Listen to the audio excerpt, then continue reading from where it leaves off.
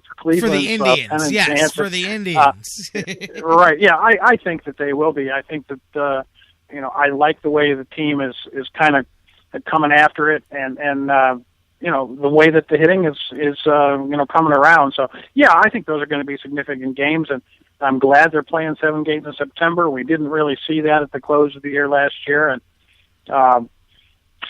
and you just have to hope that the Tigers bullpen continues to pour gas on the Flames. And I heard you talking with Bruce or Bob, I'm not sure which, about the trade possibilities for Detroit and some of the people they're looking at.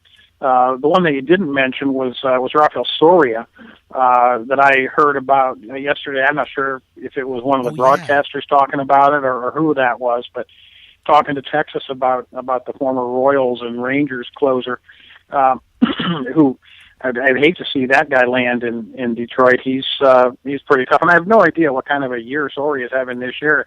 Seems like Texas hasn't had a whole lot of games for him to close, but they're mired in last place and 20 games under 500. But he'd be a guy that certainly would help Detroit, and for that reason, I hope they don't get him.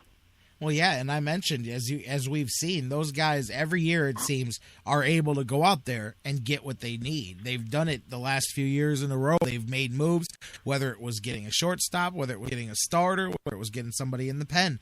Each year, they've been able to do that. So I know they will. They're going to be active, as we see. I mentioned with Benoit, I was like, man, I don't know if the Indians are just looking to – sometimes, when I was thinking about it during that break, I said, as much as you go, well, why go after bullpen help when you've already got one of the best pens? But when you can't strengthen a weakness, the next best thing you can do is increase the strength of a strong part of your team. So I guess that would be the thought process there. If we can't make our starters better, then we'll make our bullpen even better than it already is. So and like you said earlier too, by getting a guy like Detroit, that, keep your rival from getting him. Yeah, because you don't want that's that. The way to go. But about the Tigers, they always operate in win now mode. I mean, they know they're a team that's not getting any younger, and they're built for this year to win it all. And with their starters and with Cabrera not getting any younger, and same with Victor and Hunter and these guys,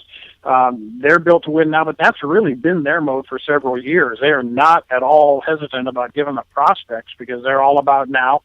And it really is a different mindset than what we have in Cleveland. That and certainly a deep-pocketed owner doesn't hurt, but they obviously have better attendance numbers and put people in the ballpark as well. So they're like you say, their track record is go out and who cares what you're giving up in your minor league system. The Indians have a lot more concern for cultivating that farm system and not giving up all your best prospects for players and undoubtedly overpaying for those veteran players in the pennant drive.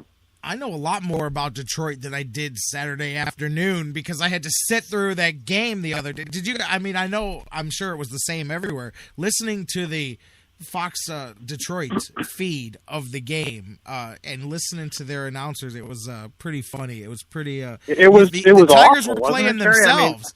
The Tigers were playing themselves, man. The Indians weren't even in the game, man. Yeah, I know. It's amazing. How many World Series have they won in the last 10 years?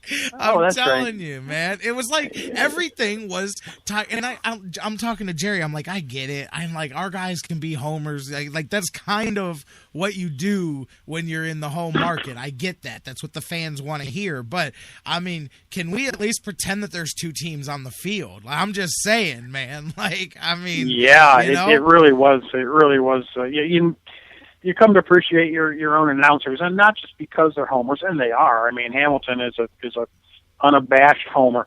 He's not afraid to criticize the Indians, but let's face it, these guys are, and then the national broadcasting. But like you say, you're right. They were acting as if the Tigers had had 3 or 4 rings on their fingers, and Miguel Cabrera. I think they could have. If he'd have stopped short, they would have, banged up their noses a little bit. I think they were really kissing some butt there. But anyway, Scherzer too, man. I'm telling you. Yeah, Miggy Cabrera didn't want to stop suddenly because he would have had Rosenthal right there. Oh, it was great. Yeah, Rosenthal, too, and Mark DeRosa. It was funny. Not trying to, hey, listen, I appreciate everybody that plays professional sports, but my son goes, hey, who was that talking? I said, Mark DeRosa. He goes, who's that? I'm like, who? Baseball player. He used to play for the Indians. I said, matter of fact, I'm almost sure that's who we traded for Chris Perez off the top of my head. And I never. That is right. That is right. I said, so there you go. That's who he is. He brought Chris Perez to Cleveland, man. And because he was laughing at the story that he told about getting traded. He goes, I was in the lineup. I went and stretched. I came back. I wasn't in the lineup anymore. I said, damn, where did I get traded to, man? Jerry goes, is that really how it goes? I said, yeah, that's pretty much really how it goes, man. Right. Yeah, those can do without those guys from now on this season. How did that happen? I'll take care for those guys, but Manning is a good guy. I'm a Wood fan. Sports Time Ohio, just broadcasting crew, they said, oh, well, you know what? It was, because they were simulcast on Sports Time Ohio. I am not sure. I was watching the honest national team. Yeah. So I'm not sure where they were doing it. They couldn't have been. They off, man, because they did.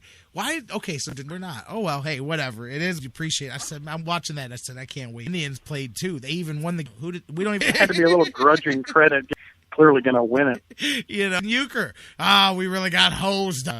Anyway, so, hey, got the Tigers out of the way. Twins come next 7 games, or know that's going to, or whether they stand pat is auditioned.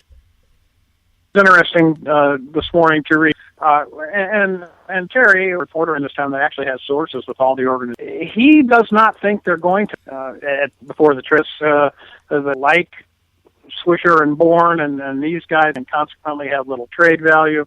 Doesn't see it happening.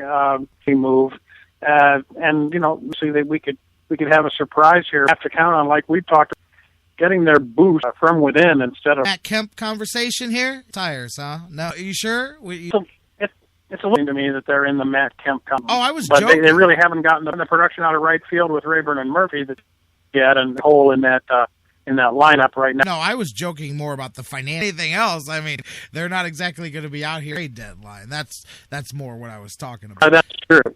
They said all along in the thing that they come from contributions from the Ute, and you can read that as the names you just those guys, and I think they may pick up AP, find the right deal, as we've seen Zipchinski or a guy like that, or they pick that might help you win 4 or 5 games. The division won by guys named Swisher and Bourne and Cabrera and those guys. That's just all there is to it.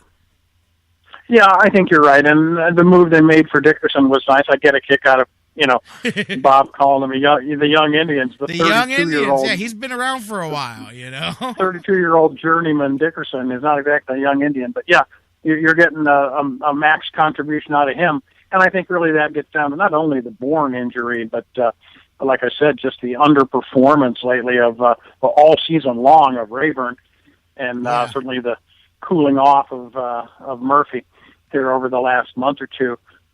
You've got both of those guys now hitting, $2 for the last few months, and that's just not getting it done for right field in terms of run production. It's hard to fault them for looking for somebody to stabilize that outfield and get some production out of the outfield, the corner outfield spots. Agreed. It's going to be interesting, man. We got 10 days to the trade deadline, so you and I will be able to revisit this a couple of times. I wanted to talk to you, too, with training camp coming up this week, football in the air and all of that. Did you get a chance, you bring up Terry Pluto, did you get a chance to see Bill Livingston reference the Bernie Kosar in the book? Did you see it in the paper over the weekend talking about his... I did not, Jerry. What's that about? He did a piece. He did a little editorial this weekend referencing the new book that came out. It's called Bloodsport, and it's about the biogenesis and the A-Rod and all the steroids, and it was really focused on baseball. But I guess in the process of doing all the research, it turned out that Bernie Kosar was also a client of theirs and had been, biogenesis and the whole anti-aging clinic and stuff, and that he had been being treated for some of his issues there, and they even tied a lot of his, OxyContin abuse and that back to the injuries that he suffered while he was playing. But he was being treated by there, and they say that he may have even unknowingly been being treated with a regimen that included testosterone, which is basically, a version of steroid use, but and different things that the doctor used to try to improve with his slurring of his words and with the brain issues that come with all the concussions and stuff. And, he was like an incidental thing that was kind of came out of that, but it showed the mess that he was in when he came off and tried to tie a lot of his personal problems to all of the issues with both the head injuries, the physical conditioning, and then the OxyContin use as well. That's very interesting. I think Bernie has really sort of gotten a bad rap. Certainly a lot of people watched him, and listened to him as a broadcaster and then jumped to all manner of conclusions about what his personal issues were, ranging from, he's a drunk to he's a drug user to this and that, really unfairly, I think. And then when it finally came out that he had so much literal brain damage from multiple concussions that was the cause of the fact, and he's not necessarily, while he's a smart guy and a good verbally, he's not necessarily a good broadcaster in terms of his voice and his tone and technique or whatever at the microphone. But I really think he was just beaten up badly, unfairly, when he was doing, preseason games and he did sound drunk. I mean, because of the speech issues and things like that. So I guess I'm not surprised to hear that. And he's even talked openly about the kind of treatments that he was undergoing, some, groundbreaking kind of stuff, some new, more experimental kinds of things that were being done with the brain treatment. So he's been open about that he was under treatment. I didn't realize the kinds of things that you're referring to here in this article, but I guess I'm not surprised by it.